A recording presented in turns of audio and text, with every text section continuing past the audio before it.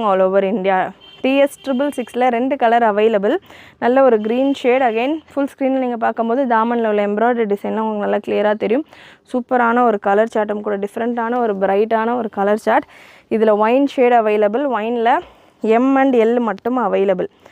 Just 1099 மட்டும்தான். 100% pure காட்டனில் உங்களுக்கு இந்த கலெக்ஷன்ஸ் வந்துடும். பாட்டம் அண்ட் மல்மல் துப்பட்டா எல்லாமே உங்களுக்கு சூப்பரான ஒரு பிரிண்டில் வருது.